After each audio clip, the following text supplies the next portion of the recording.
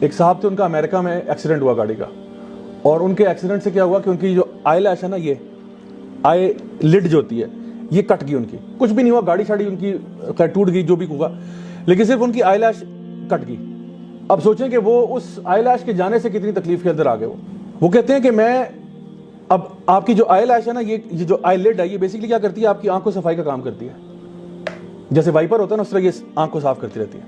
اب جب وہ آئی لڈ ہی نہیں ہے تو وہ آنکھ کو صفائی خود کرنی پڑتی ہے, کیونکہ اس کے اوپر ڈسٹ پڑ جاتی ہے, اریٹیشن ہوتی ہے. اب آنکھ پھڑک رہی ہے, ان کو جو ہے اریٹیشن ہو رہی ہے. اب وہ کیا کر رہے ہیں, پانی کا اسپرے کرتے ہیں, ہلکا سا انہوں نے وہ رکھا ہوا ہے, اور ایک سلک نیپکن کے ساتھ ایسے ڈیب کرتے ہیں اس کو.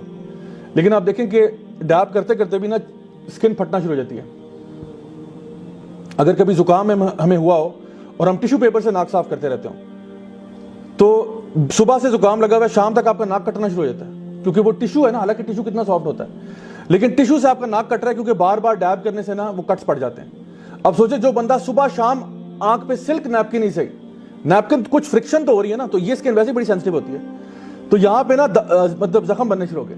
کچھ ہی عرصے کے بعد یہاں پس پڑنا شروع ہو گئی. 1 مہینے کے بعد وہ اتنی تکلیف میں آ گئے, کہتے ہیں میں پانی مارتا تھا, میری چیخیں نکل جاتی تھی, اتنا پینفل ہو گیا. تو ڈاکٹر سے پوچھا میں کیا کروں, انہوں نے کہا بھائی اس کے 2 ہی علاج ہو سکتے ہیں, یا تو تم اس کو برداشت کرو اور ایکسٹرنل ٹریٹمنٹ ہے, کوئی مطلب ویزلین وغیرہ لگا کے رکھا کرو, تو یہ ٹیمپرری فکس ہے, لیکن یہ پکا سولوشن نہیں ہے.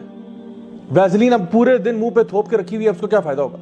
تو کہتے ہیں بس یہ ہے, یہ کام کرو, یا پھر یہ ہے کہ تم اپنی یہ آنکھ کو ضائع کر دو, یہ تمہارے کسی کام کی نہیں رہے گی, ڈیب کرنا چھوڑ دو, آنکھ ضائع ہو جائے گی.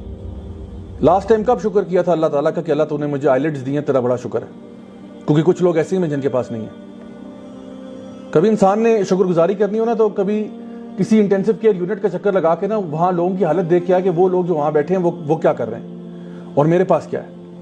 یا کبھی کسی سائیکیٹرک وارڈ کا چکر لگا کے دیکھے کہ وہ لوگ وہاں کیا کر رہے ہیں اور میرے پاس کیا ہے. یا کبھی قبرستان کے پاس سے گزر جائے اور سوچے کہ یہ جو لوگ قبر کے اندر آج جا چکے ہیں, جب انسان کو اپنی لائف بڑی عجیب لگ رہی ہو نا کہ میری لائف بڑی سیڈ ہے اور یہ میری لائف میں کچھ نہیں ہے, نہ شکر ہے انسان فیل کر رہا ہو, قبرستان کے پاس سے گزرے اور یہ سوچے کہ اس قبر کے اندر کتنے لوگ ایسے ہوں گے جو خواہش کرتے ہوں گے کہ میرے ساتھ وہ لائف سواپ کر لیں. How many people would give anything to trade places with you? ذرا خود سوچیں کہ کتنے زیادہ لوگ ہیں جو آپ کی زندگی میں آنا چاہیں گے اور کہیں گے تو قبر میں آ جا, ہم ادھر آ جاتے ہیں, کیونکہ ہمیں چانس ایک اور مل جائے گا, اور آپ کے پاس وہ چانس ہے. اسی لیے نبی کریم صلی اللہ علیہ وسلم نے یہ بات ارشاد فرمائی کہ کبھی بھی موت کی تمنا مت کرو. موت کی تمنا نہیں کرنی چاہیے. ہاں شہادت کی تمنا کر سکتے ہیں, موت کی تمنا نہیں کرنی چاہیے. کیوں؟ کیونکہ اگر اللہ تعالیٰ نے آپ کو لمبی عمر دے دی اور آپ ایک نیک انسان ہیں تو آپ کو مزید نیکیاں کرنے کا موقع مل جائے گا, اور اگر آپ بڑے گناہگار ہیں تو لمبی عمر سے آپ کو توبہ کرنے کا موقع مل جائے گا. سو کبھی بھی انسان کو ناشکرا نہیں ہونا چاہیے. اسی لیے خودکشی حرام ہے کہ انسان جو ہے نا بے صبری میں اپنی جان لے لیتا ہے. سو یاد رکھیں کہ اللہ تعالیٰ کا شکر ادا کرنا, اس میں بہت سارے ہمارے پاس ریزنز ہیں, بہت سارے ریزنز ہیں کہ جس کی وجہ سے انسان اللہ کا شکر گزار ہو سکتا ہے. اور اگر اللہ تعالیٰ کا شکر گزار انسان نہیں ہوتا, اس کا مطلب ہے کہ وہ اچھا آدمی نہیں ہے. اللہ کی نعمتوں کو جو ریکگنائز ہی نہ کر سکے, یعنی اللہ سبحانہ تعالیٰ قرآن مجید میں خود ارشاد فرماتے ہیں کہ یا ایھا الناس انتم الفقراء الی اللہ واللہ هو الغنی الحمید, کہ اے انسانوں تم سب اللہ تعالیٰ کے آگے مانگتے ہو, تم سب کیا ہو, فقیر ہو اللہ کے آگے, اور اللہ غنی الحمید ہے. اللہ جو ہے وہ بے نیاز ہے, اللہ تعالیٰ بہت مالدار ہے, اللہ کے پاس کسی چیز کی کمی نہیں ہے, لیکن تم سارے فقیر ہو. تو اس کے بارے میں علماء بیان کرتے ہیں کہ اگر تم اپنے آپ کو انسان سمجھتے ہو تو تم اللہ کے آگے فقیر ہو, اور جو اپنے آپ کو اللہ کا فقیر نہیں سمجھتا وہ دراصل انسان ہی نہیں, وہ اپنے آپ کو جانور کہتے ہیں. یا ایھا الناس انتم الفقراء الی اللہ, اللہ تعالیٰ انسانوں سے کہہ رہا ہے کہ اے انسانوں, مسلمانوں نہیں, اے انسانوں تم سب اللہ کے فقیر ہو. جب اللہ دینا چاہے گا تمہیں ملے گا, اگر اللہ روک دے تو دنیا کی کوئی طاقت تمہیں دے نہیں سکتی.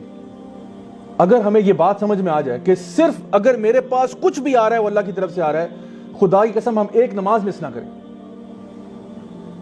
کیونکہ اللہ کی طرف سے آ رہا ہے نا, جو کچھ آ رہا ہے اللہ کی طرف سے آ رہا ہے. اللہ اگر روک دے تو کون دے گا آپ کو؟ کوئی بھی نہیں دے سکتا. سو خود سوچیں پھر اللہ سے بنا کے رکھوں کہ بگاڑ کے رکھوں. اللہ تعالیٰ سے ہمارا ریلیشن شپ کیا ہے؟